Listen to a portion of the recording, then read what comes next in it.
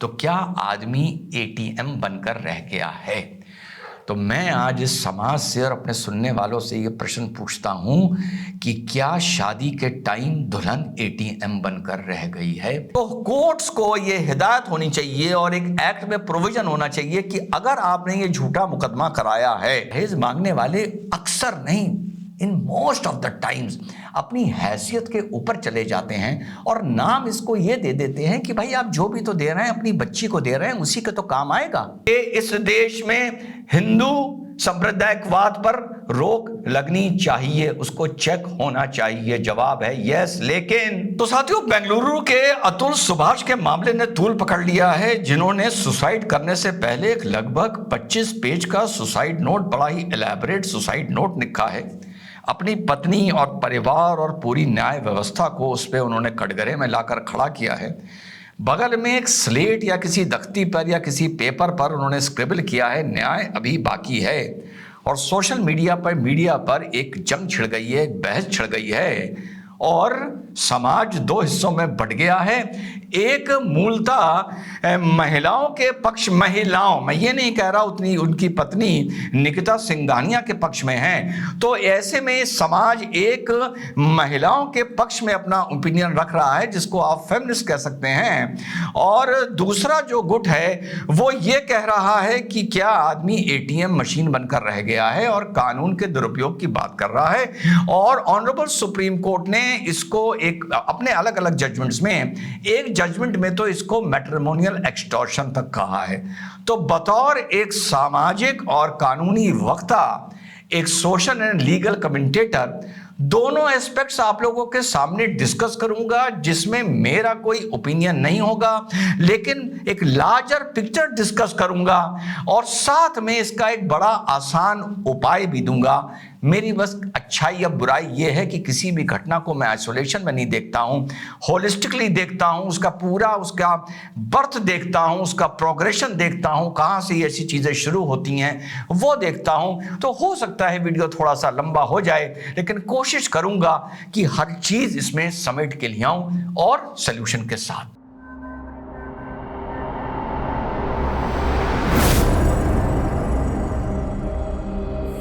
Hello, नमस्कार, सत श्री अकाल, अस्सलाम वालेकुम। कैसे हैं जनाब? तो साहब, जो उनका वीडियो है लगभग 80 मिनट का वीडियो बताया जा रहा है, जो अतुल सुभाष जी लाइव गए और उसने पूरी अपनी बात बताई। अब पुलिस हरकत में आई है, सोशल मीडिया ने उसमें बहुत रिएक्ट किया है। तो सिर्फ इस कानून में देखिए, कानून में इसमें दुरुपयोग तो होता है और ऑनरेबल सुप्रीम कोर्ट भी इस दुरुपयोग का बार बार जिक्र कर चुकी है। बट अफसोस की बात यह है कि लॉ कभी भी आइसोलेशन में नहीं लिखा जाता और लॉ में इतने अपवाद नहीं होते।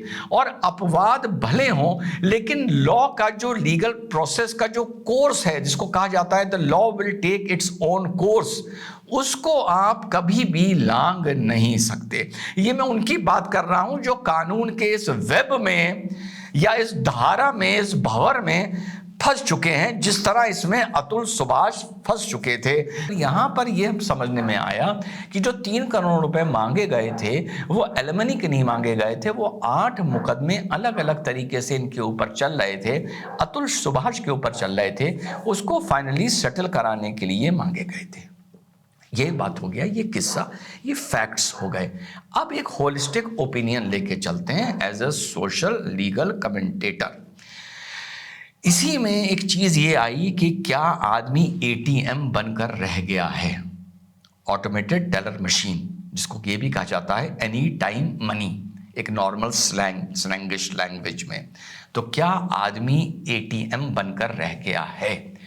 तो मैं आज इस समाज से और अपने सुनने वालों से ये प्रश्न पूछता हूं कि क्या शादी के टाइम दुल्हन एटीएम बनकर रह गई है? पहले इस फैक्ट का जवाब दो। आज अगर इंसान, मर्द आदमी एटीएम बनने से परेशान है, तो हम लोग भी तो, हम आदमी भी तो शादी के टाइम पर महिला को यार एटीएम मान लेते हैं। अब ये बात पूरी होलिस्टिकली हो रही है, क्योंकि कानून होलिस्टिक लिखा गया है, कानून अतुल सुभाष के केस पर नहीं लिखा गया है। और हर चीज का दुरुपयोग आपको देखने को मिलेगा, यूएपीए का मिलेगा, टाटा का देखने को मिलेगा, पोटा का मिलेगा, बलात्कार का भी मिलेगा, SC/ST एक्ट का भी मिलेगा। बहुत दुरुपयोग हुआ है। जो लोग UAPA के दुरुपयोग के खिलाफ आवाज उठाते हैं वो ये बताएं कि उन्हीं के समाज में से जो लोग ऐसी बात करते हैं या हरकत करते हैं जो UAPA के दायरे में आती है, उस केस को लेके वो समाज कितनी आवाज उठाता है।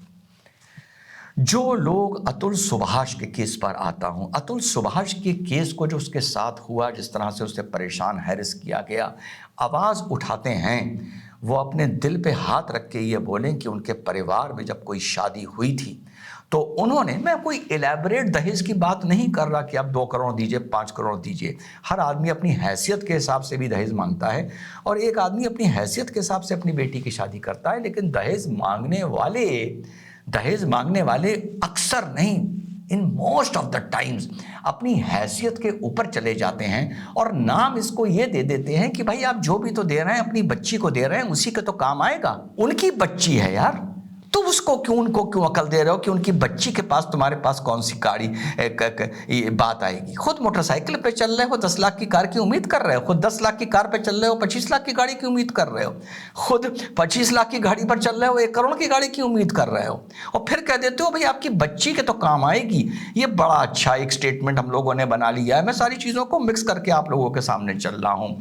तो जो भी अतुल सुभाष कि इस घटना से आहत है, जो मैं आहत हूं।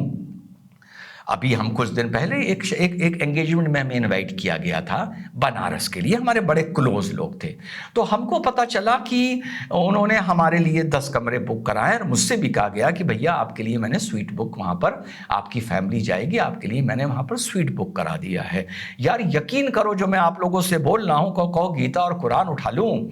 मैंने कहा ठीक है, कोई अच्छा सा रूम, एक बड़ा रूम करा दो, क्योंकि हम लोग 3 लोग थे, एक सिटिंग प्लेस भी हो, रूम भी हो। ठीक है साहब, ये है। और हमने उनसे बोल दिया लड़की वाले आपको जानते हैं, मैंने आपके बारे में जानते हैं और उन्होंने आपके लिए बुक कराएंगे। हमने कहा क्यों कराएंगे, वाई?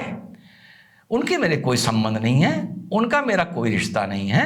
मैं तुम्हारे बुलावे पे तुम्हारी एंगेजमेंट में जा रहा हूं, या तो तुम बुक कराओगे और तुम भी निगर कराओगे, मेरी मर्जी है, मैं बुक कराऊंगा, मैं कराऊंगा। क्योंकि उन्होंने एक लड़की पैदा करी है, वो एक एंगेजमेंट से ही उनका उत्पीड़न शुरू हो जाता है और वो उस आदमी के लिए एक स्वीट बुक करा रहे हैं जिसका बनारस के एक 4 स्टार होटल में 10,000 या 11,000 शायद उसका बिल था। क्योंकि वो लड़के को जानता है, इसलिए वो डॉक्टर सैयद रिजवान अहमद के लिए कराएंगे। क्यों कराएंगे भाई?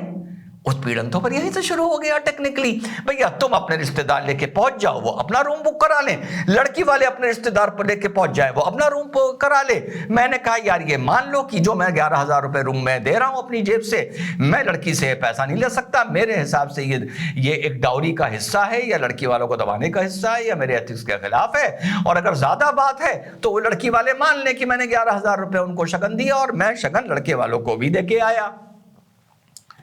अब सवाल उठता है कि क्या लड़की से शादी के वक्त हम उसे ये एहसास कराते हैं कि ये 2 फैमिलीज का प्योर सेंस में मिलन है, जो 13 मिल के बांट लेंगे हम आधा आधा, कराते हैं? अरे भाई अगर तुम्हें फिक्र है कि तुम्हारी लड़की बड़ी जिस घर में जाएगी वहां महंगी गाड़ी में घूमेगी, तो तुम्हारी औकात है तो तुम उसे महंगी गाड़ी खरीद कर दे दो। और अगर तुम इस फिलॉसफी में बिलीव करते हो तो लड़के के माँ बाप में अगर औकात है तो शादी के टाइम पर अपने हिसाब से उसको वो गाड़ी खरीद के, वो रूम रेनोवेट करा के या वो फ्लैट बनवा के या वो पैसा वो कर दे। क्योंकि वो लड़की पैदा हुई है, वो सारा वो ही समझेगी।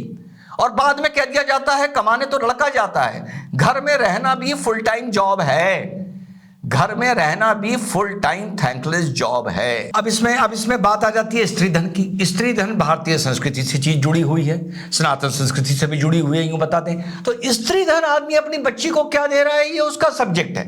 अब आप किसी का हाथ भी नहीं पकड़ सकते। ये भी बात आती है कि भाई लड़के वाले भी बहू के लिए कुछ चीज बनाते हैं, जेवर जायदाद बनाते हैं या ज्वेलरी बनाते हैं, यूं मान ले। जायदाद तो खैर बाद में बात आ गई जायदाद। तो फिर यह है कि भैया तुम्हारी जितनी हैसियत है तुम बना दो और लड़की वालों की जितनी हैसियत है वो बना दें। इसमें आपस में एक दूसरे से क्या कहने का फायदा कि आप कम से कम इतना बना के हमको दीजिएगा। और बीच में फिर आ जाता है समाज कि लड़के वाले भी बेचारे कभी कभी होता है कि नहीं इतना दे सकते, लेकिन समाज को दिखाने के लिए या समाज के दबाव में दिखाने के लिए से ज्यादा समाज के सामने वो अपनी हैसियत से बढ़कर एक चीज को बनाते हैं, और ये ही लड़की वाले करते हैं। तो समाज के दबाव के साथ साथ भैया अपना व्यक्तिगत दबाव तो कम से कम लड़की वालों पे ना डालो। और कितना अपराध हुआ है महिलाओं के खिलाफ, कितना अपराध हुआ है महिलाओं के खिलाफ भाई साहब, जिसका कोई हिसाब नहीं है इस दुनिया में, फॉरेन कंट्रीज में। मैं तो यहां भारत की बात कर रहा हूं, तो उसको एड्रेस करने के लिए की भी जरूरत है। तो आपको अगर सोसाइटी में रिफॉर्म्स लाने हैं तो सबसे पहले अंदर रिफॉर्म लाने पड़ेंगे। छोटा सा एग्जांपल आपको बताया बनारस के होटल का, और ये दूसरा किस्सा हुआ है, ये दूसरा किस्सा है। एक बार मैं जयपुर शादी में गया था, इन रिलेटिव्स लड़की की शादी थी, मैंने कहा था मैं खुद रहूंगा मैरियट में, मेरी हैसियत मैरियट में रहने की है, मैं मैरियट में रह सकता हूं। मेरी हैसियत रामबाग में रहने की नहीं है, मैं रामबाग में नहीं रहूंगा।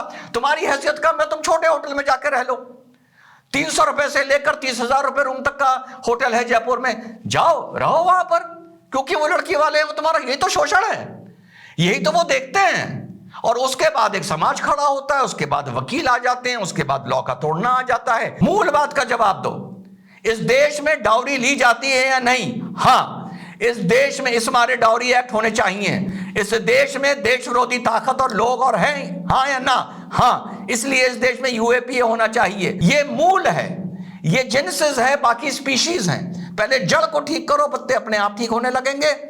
और मुझसे किसी और बात से, जैसे मैं जब से एज ए सोशियोलॉजिस्ट कमेंटेटर आप लोग से बात करता हूं, मैं किसी और चीज को जोड़ के एनालॉजी देके आप लोगों को एक चीज को समझाने की कोशिश करता हूं, और आज फिर उसी चीज को ले जाके बड़े गंभीर मोड़ पर आप लोगों के साथ जोड़ता हूं कि इस देश में हिंदू सांप्रदायिकवाद पर रोक लगनी चाहिए, उसको चेक होना चाहिए। जवाब है यस। लेकिन क्या यह आपको जानना जरूरी नहीं है कि हिंदू सांप्रदायिकवाद का स्रोत कहां है और जड़ कहां है और वजह कहां है? जो हिंदू सांप्रदायिकवाद पे उंगली उठाते हैं वो अपना आत्मचिंतन कर लें, आत्ममंथन कर लें और अपने स्रोत से पानी रोकना बंद कर दें, तो शायद हिंदू की सांप्रदायिकता की टंकी में पानी जाना ही बंद हो जाएगा, वो बम्बा, वो नल अपने आप सूख जाएगा। तो जो लोग कह रहे हैं कि वुमेन का आदमी एटीएम बन के रह गया है, वो अपने दिल से पूछे, उन्होंने अपने घर की शादियों में शादी के वक्त जाने अनजाने नए नए अल्फाज यूज करके, नए नए बहाने यूज करके, कहीं डायरेक्टली, कहीं इनडायरेक्टली, कहीं खुद, कहीं मिडिल मैन के जरिए लड़की को, लड़के के माँ बाप को एटीएम समझा था या नहीं समझा था? और जो यूएपीए के दुरुपयोग की बात करते हैं, वो अपने दिल पे हाथ रख के बताएं कि क्या उनके समाज में ऐसे लोग हैं या नहीं हैं जो देश विरोधी ख्यालात रखते हैं। और जहां कानून है वहां उसका दुरुपयोग भी होगा। मेरे साथियों, अतुल सुभाष की मौत का, उनके वीडियो का बहुत अफसोस है, बहुत परेशान रहा होगा वो शख्स, लेकिन कानून अफसोस इस तरह से नहीं चलता कि मेरे मरने के बाद अगर मुझे न्याय ना मिले तो मेरी अस्थियां को कोर्ट के सामने किसी गटर में बहा देना। ये बातें सोशल मीडिया पर इमोशंस प्रोवोक और इवोक कर सकती हैं, लेकिन कानून से कमांड नहीं होता। इंड्यूसमेंट टू सुसाइड का मैटर भी, इसके लॉज बड़े स्ट्रिक्ट हैं, किसी को एबेटमेंट ऑफ सुसाइड में फंसाना आसान नहीं होता। अब चलते चलते बस इतना बता दूं कि इन सारे दुरुपयोगों का सल्यूशन क्या है? इन सारे दुरुपयोगों का, चाहे यूएपीए हो, चाहे SC/ST हो, चाहे डाउरी हो, चाहे कोई हो, चाहे, अरे क्या हम झूठ नहीं बोलते? दो लड़कों में आपस में, दो गुटों में मारपीट होती है तो वकील कहता है ठीक है लिखो, घड़ी नोच ली, सोने की चेन नोच ली, पर्स में 12,000 रुपए थे वो निकाल लिए, हो रहा है। और जो लोग भी अतुल सुभाष की इस मौत पर, इस ट्रेजेडी पर रिएक्ट कर रहे हैं और अफसोस जाहिर कर रहे हैं, और निकिता सिंघानिया जो भी हैं इनके खिलाफ बोल रहे हैं और लिख रहे हैं, वो ये बात भी अपने दिल से पूछ लें। अभी तो मैंने शादी वाली और दहेज वाली बात बता दी, डायरेक्टली या इनडायरेक्टली, कि जब उनके घर में कोई मुकदमा हुआ था तो कितना बढ़ा चढ़ा के लिखवाया था, ये भी लुट गया और ये भी नोच लिया और चेन ले गया, ये भी ले गया, लिखवाया था ना। तो सोसाइटी में ही से तो सोसाइटी निकलती है यार, और कहां से निकलती है?